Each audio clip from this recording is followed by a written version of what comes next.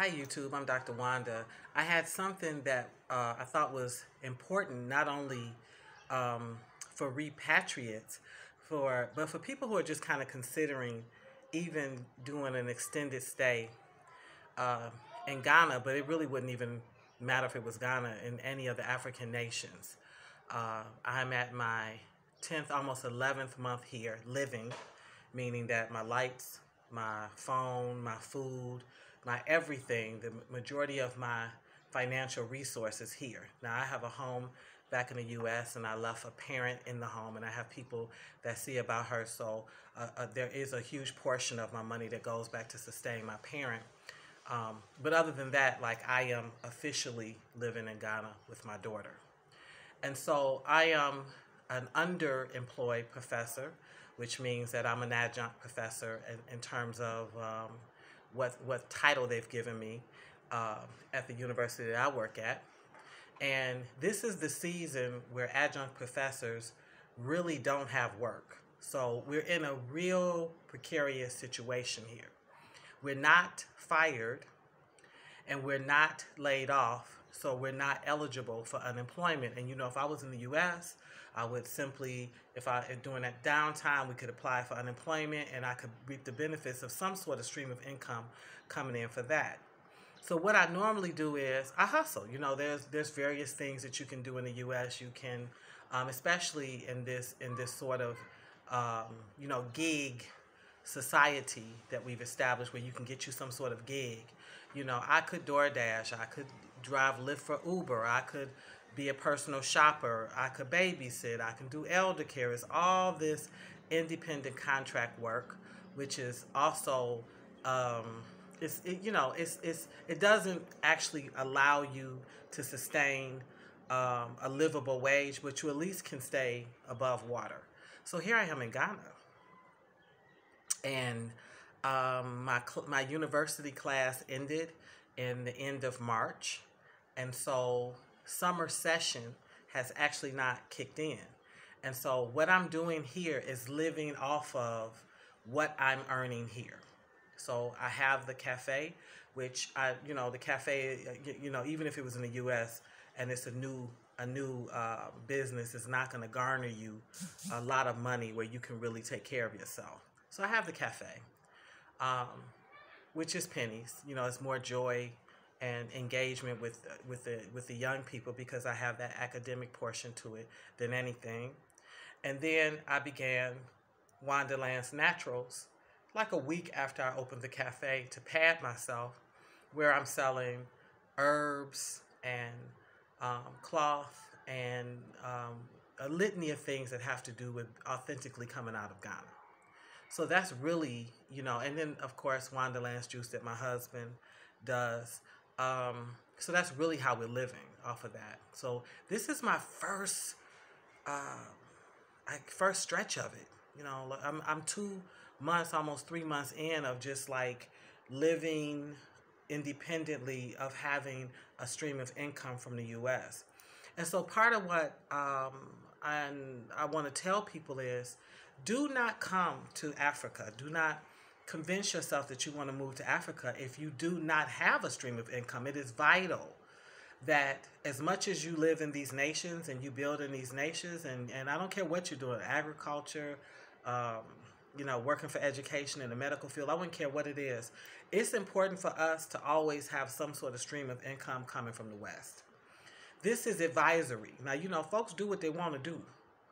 But I would definitely advise people to have, even if it's just a small cottage or a timeshare, something that you rent, where you always have that stream of income coming in from the West. I definitely feel the difference from having a stream of income. So far I've been okay, because I am blessed that I had a mother who, from the time I came out her womb, taught me how to save. And she is no excuses with that. If you get 1 penny, then cut that in half and put some of that aside. Then put a half a penny up. But it doesn't matter. Like, she doesn't believe that you pay bills first. When you get your income, you pay yourself first. She don't believe that you tithe the church first. She believes that that 10%, that tithe needs to go to self first, because she is confident there's a rainy day coming. That's one. And two, she trained me. You don't have any best friends. Your best friend is your savings account, because you will find out exactly what those friendships are made of, who you're dealing with, once you need some money. So that I have found to be true. And so I'm okay in that respect. Now, I am struggling. This is a struggle, even with being married, even with having a husband, because he's conditioned to this economy. And so the idea of earning surplus and going for that next hustle and having that extra drive, that's not his fiber. And I'm not here to make a man. I'm not finna build him like build a bear that we have in the U.S. where you can go to an activity and you actually build you a bear. I'm not building a man. This is how he's structured. He's not as driven as me. That's okay. Let's see what we can do in spite of. We're okay. So I wanted to give that as a bit of a precautionary message, because I'm getting a lot of people that's telling me, I want to move there, and I'm going to bring this business, and I'm going to sell this and that, and I'm going to come. And what I want to tell you is, don't do that. I'm going to tell you, you should come.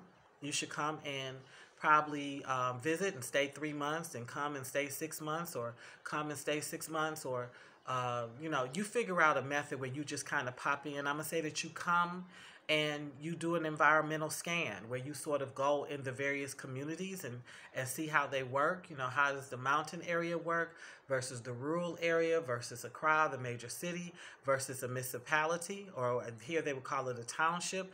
Why, do all that good stuff first. Engage with people who have, and then engage with some have-nots, and that'll give you an idea of how quickly or what you want to move or what you shouldn't move. So I know that Isaac is still hurt that I didn't ship my treadmill. And I said, why? Ghana has treadmills. For what it was going to cost me to ship the treadmill, even though it may not be as quality a treadmill as I have in the U.S., it's still just a treadmill. I can get one here, and save the money. And then there's other stuff that's vital that you bring, because honestly, you're not going to find that product here. For example, my husband is a juice maker. He has this really powerful blender, but the carafe of it is plastic. Now, in the U.S., all of our stuff is glass. And, glass is best. It's easy to clean. It don't hold scent. Especially now they got this, this glass where you can almost hit it against a wall. It's shatterproof. So, yeah, but those companies, are not here. So he's getting what companies are here, and all of them are not poor quality, but they kind of push that plastic over that glass. So these are things to consider: quality versus quantity. We're Americans, so we accumulate a lot. So some of that stuff you don't need to bring no way. You need it to long have a garage sale or give away or downsize or donate. So that's something to consider, because you're not going to be able to sell it here and use it as income. See, where we're at, when we have too much stuff, we can sell our stuff rapidly and make us some money. We have websites, OfferUp. We can go on eBay. We can put it on McCurdy. It's all these wonderful sites where now, if you're just an everyday Joe, you can sit in your house and look through your stuff and decide, I've had enough of this, or I got 2 of these, or I'm sick of that color, and you can get rid of it. You're not going to be able to move that stuff here in Africa, so it's best not to bring it. So it's not going to work as a stream of income. You can't decide, okay, when my money is low, I can sell this. You're not going to find pawn shops. You're not going to find that. We know various people. I know my father was famous for them. At some point when his money was funny, he would, take something to the pawn shop. Some of it he got back out the pawn shop. Some of it he blessed the pawn shop with. So that's something to consider. So I'm looking at that issue of stream of income. Already know what that stream of income is going to be. And it doesn't really matter what it is. It just always needs to kind of trickle in.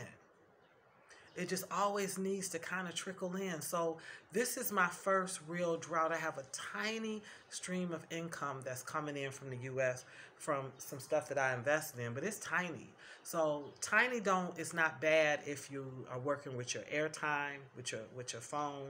You know, the lights here, the cost for lights in the U.S. is extremely high because we run a lot of electricity. Here, you're going to find that you scale down on that. But that stream of income is so vital. So I said, you know what, I want to do a video because now I'm 11 months, 10, 11 months in. And I know for a fact that on the long run, and it is my intent as a Pan-Africanist, as a woman that's just sort of exhausted by the everyday traumas that run across the TV screen, constant mass shootings, both perpetrated by white supremacists, but also by blacks. I'm sick of just the whole toxic nature, oftentimes of the U.S. I miss the infrastructure. I miss the easy processing of systems. I miss my house. I miss my mama, and I miss them cats. Okay, but all of it is, when I think of quality of life, I still would rather be on the continent because I'm able to go out and see a tree. I'm able to go out and walk freely. I don't worry about getting shot. I don't worry about getting stabbed, accosted. Not that crime doesn't happen. It happens all over the world, but it's so low compared to how booted up and suited up I existed in America. Now, at some point, we're returning home, even if it's for a short stint. And so even in that time, I have to also look at, what I can sell or not sell or keep in order to put a part of my savings to also enhance my stream of income. So now when I sell things, everything is about how will that help me with my life in the motherland? And it's less about, selling something to get more asset, to get something new. So I don't know what this will mean to most of you all, but I really want to hammer that home. You must have a savings, and a savings is not a checking account. And you definitely want to have a stream of income. Do not come here without one. It's extremely difficult because here's the thing. People will ask you for school fees, for help with funerals, with baby naming ceremonies, all kinds of stuff. Okay? They will borrow from you. They will ask of you, but they cannot give you nothing. You're never going to come here and have people loan you anything. You're not going to be able to go borrow $100 or $50. It doesn't really happen here. The poverty is so high, the incomes are so low. If you're trying to get a meal, a couple of things like that, yes. Transport, yes, but in general, we run into huge issues in the U.S. where we go to people and we need to, we ask them for money. $200, $300, $400. We're asking for that, and they can give it to us because they have an income or they have access to money in a way where if we don't get it back to them, they're okay.